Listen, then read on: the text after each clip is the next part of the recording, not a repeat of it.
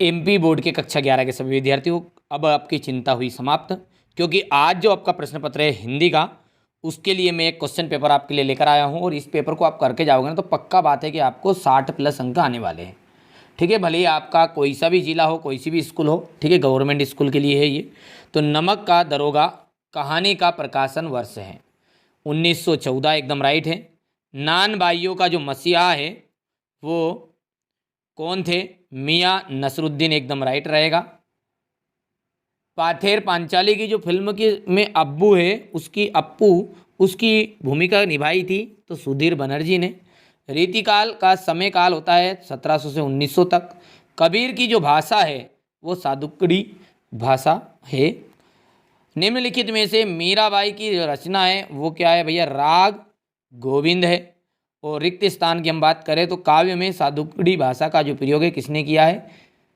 कबीरदास ने। और सुनी दुनिया जो है वो सोती रही, लेकिन दुनिया की जो अक्ल है वो जागती थी।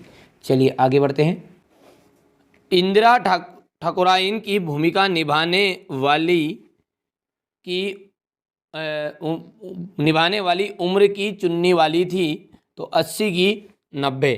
यहाँ पर दो ऑप्शन आपके सामने हैं, 80 वर्ष है या 90 वर्ष है, तो 80 वर्ष एकदम राइट। पंडित आलोपदीन का रिक्त स्थान पर अखंड विश्वास था, किस पर? लक्ष्मी पर।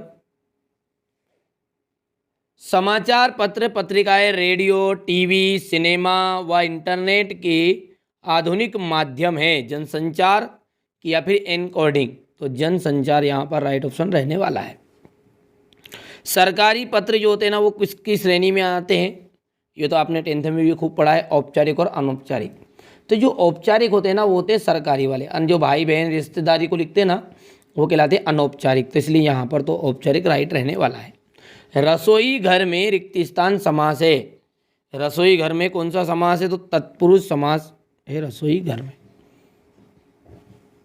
अगला है सही जोड़ी। सही जोड़ी है आपकी 6 नंबर की, नरसी जीरो माहरो। नरसी जरा जो मायरो है उसका आपको मिलान करेंगे मीराबाई से। सेवा सदन का हो जाएगा आपका सजलता उत्सव। पंथेर पांचाली, इसका मिलान आपको करेगा अप्पू के साथ 2.5 साल। मासिक वेतन, मासिक वेतन का जाएगा पूर्णमासी का चांद। काशफूल का आपका मतलब है सफ़ेद। और कुई की सफलता का आपको मिलान करना है कबीरदास से, रहेगा ध्यान। अब है एक वाक्य में उत्तर। किस कवि को वाणी का डिक्टेटर कहा गया है? तो कबीरदास जी को ही वाणी का डिक्टेटर कहा गया है, कबीरदास जी को।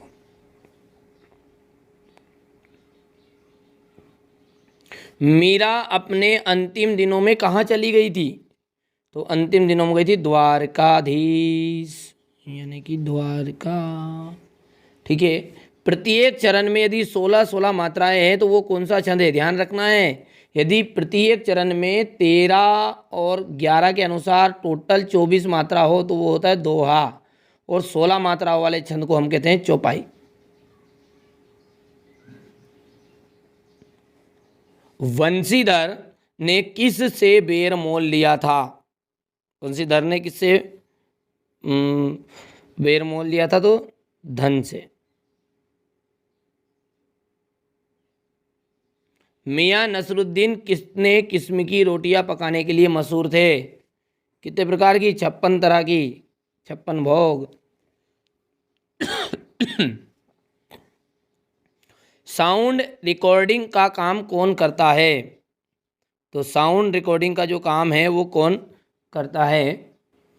अब यहाँ पर बेटा ये साउंड रिकॉर्डिंग का जो काम है ये आपका इसके लेवल के हिसाब से नहीं पूछा, चैप्टर के अनुसार पूछा है ये पार्ट में सबका, कि जो पाथेर पंचाली की जो फिल्म की शूटिंग हुई थी ना उसमें साउंड रिकॉर्डिंग का काम कौन करता था, ये बोल रहा है। ठीक है, तो वो किया था सुब्रत मित्र ने। किसने? सुब्रत मित्र। लता जी की लोकप्रियता का मुख्य मर्म क्या है? उनकी सुरीली आवाज।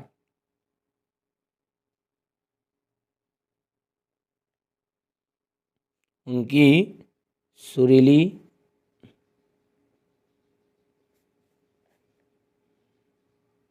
आवाज हो गया। अब है सत्य और असत्य। कबीर ने कर्मकांड पर करारा प्रहार किया है। ठीक है, बिल्कुल सत्य बात है ये। धर्म ने धन को पैरों तले कुचल डाला। धर्म ने धन को, ठीक है, सत्य बात है ये भी। ये सब आपकी बुक के चैप्टर के अनुसार है। लता के गाने में करुण रस विशेष प्रभावशाली रीति से व्यक्त होता है। ये भी आपका सत्य रहने वाला है। कुएं का व्यास कुएं के व्यास के बराबर बराबर होता है। भैया कुएं को छोटे को कहते हैं, कुआं बड़ा रहता है, और क्या है, तो ये असत्य है। स्वागत में आपका गुण संधि है। ठीक है, तो स्वागत में आपकी गुण संधि नहीं है। ये भी आपका हो जाएगा असत्य। ठीक है, ठीक है भैया। अब देखते हैं, देखो काला सर्प शब्द में तत्पुरुष समास है, तो काला जो सर्प है उसमें तत्पुरुष समास नहीं, ये भी आपकी बात असत्य है। तो कारण क्या है नहीं का? क्योंकि इसमें है कर्मधारय समास। क्या है? कर्मधारय समास है। और यदि स्वागत की बात करें तो स्वागत में आपकी बेटा यन संधि है, याद रख लेना है। कौन सी संधि है? यन संधि, रख लोगे ध्यान। यार किसे कहते हैं? ये देखिए पेपर का आपका प्रश्न देख लो, फिर अब इसकी उत्तरमाला आराम से कंप्लीट करेंगे एक साथ। हो गया। और अगला क्या है हमारा? है मासिक वेतन को पूर्णमासिक का चांद क्यों कहा गया है? ये क्वेश्चन नंबर 9 देख लिया। 10, 11, 12, 13, 14, 15, 18 और 19 हो गया है। ये क्वेश्चन नंबर 20, क्वेश्चन नंबर 21, ये आपका 22 है, और ये क्वेश्चन नंबर आपका 23 है।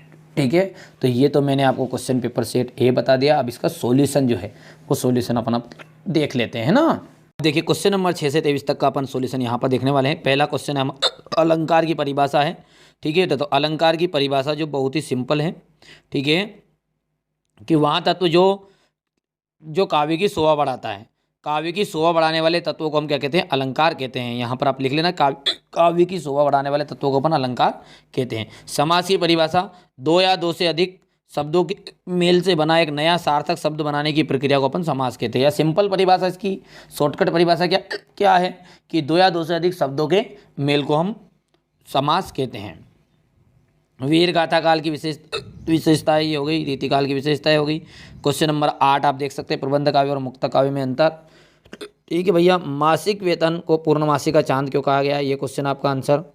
ठीक है, पढ़ लेना आप, जिसमें आपका काम हो जाएगा। बहुत ही सिंपल है। कर्जन को इस्तीफा देना क्यों पड़ा? लॉर्ड कर्जन को क्यों?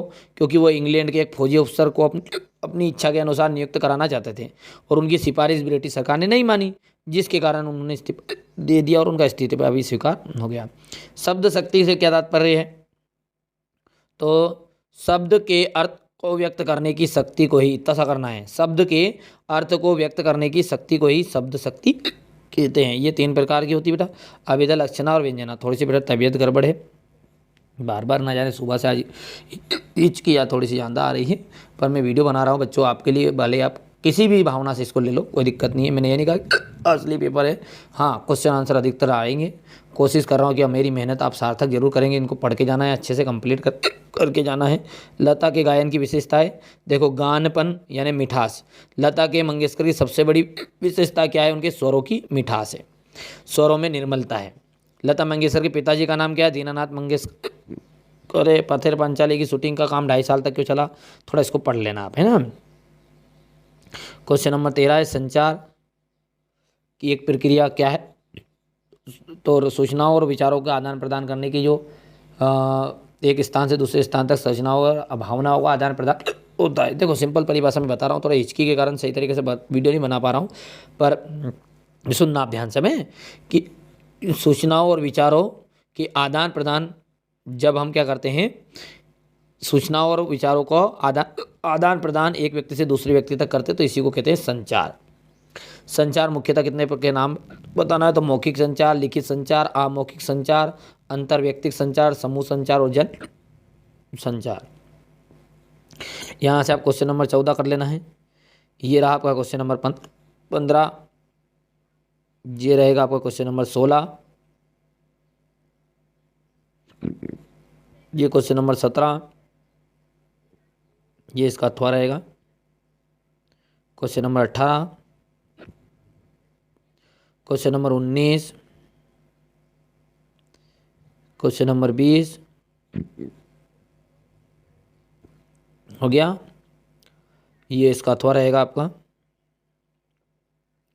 क्वेश्चन नंबर 21 है बेटा, करना बाबूजी। ये इसका अथवा। यहाँ से आप देखो तो ये क्वेश्चन नंबर 22 रहेगा आपको। ये रहेगा वो क्वेश्चन 22 का अथवा। और क्वेश्चन नंबर 23 में जो होता है वो निबंध होता है, जो कि आप बना के लिख सकते हैं शिक्षित बेरोजगारी और समस्या पर। ठीक है।